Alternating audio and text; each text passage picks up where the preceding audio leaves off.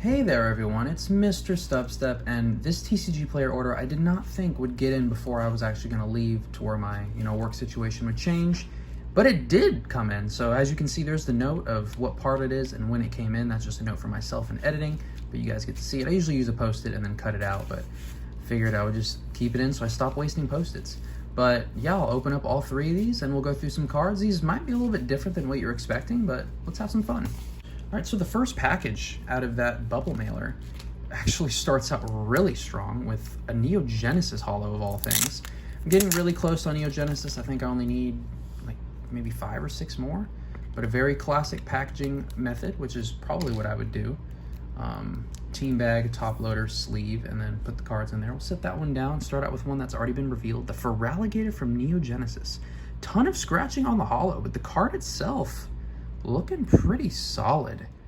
My goodness. So now I actually have both Prerelease in my collection. And the back looking good too. A little lipping there, and then a little bit of a bend, but nothing that a lifetime and a binder won't solve. So very pleased to add that to the collection.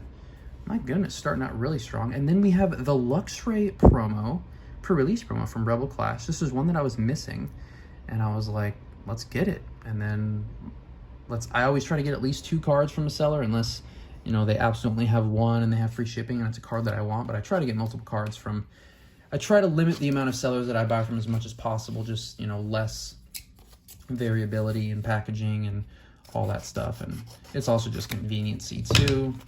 But when they all come in the same day, I guess it doesn't really matter too much. But let's see if I can get into this one. Ooh, they used a card saver 1, so I can save that. Oh, wow. With that poppin' rainbow-ness. Very nice to look at, and very good to get me a little bit excited for this package. Gotta look. Oh, okay. All right then. Completely lost the cards in that sleeve. I'll set that one down, and look at the Shauna. Okay, looks like some big old diamonds in the background. I do prefer just the regular Shauna full art, but this is very nice, and I do need this for my Fusion Strike Master set. So, but it looks to be, look at that. Perfect sheen. You can see the whole card.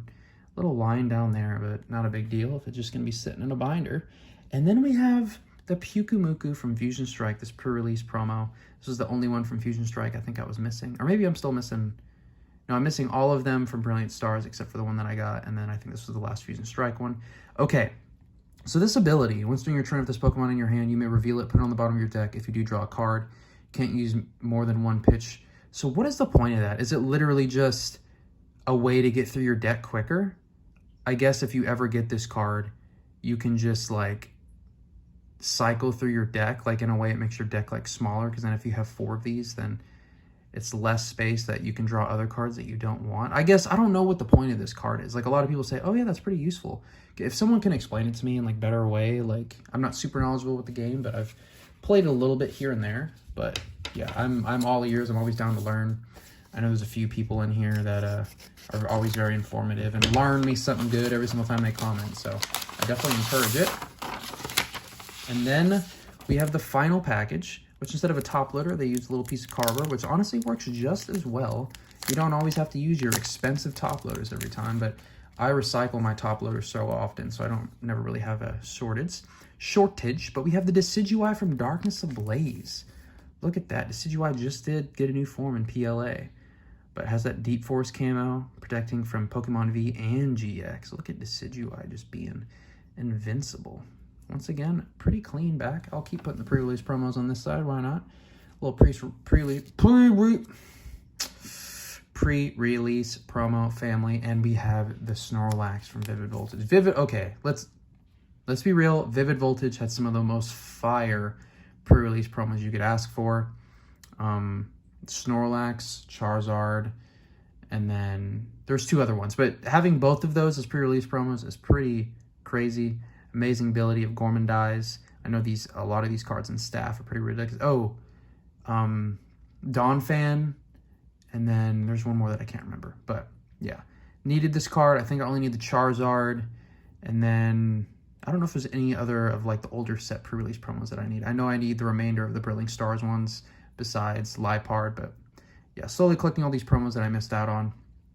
And then the Special Delivery Pikachu and the Special Delivery Bidoof. I don't know if I'll ever end up getting those because those are pretty expensive, but thank you so much for watching.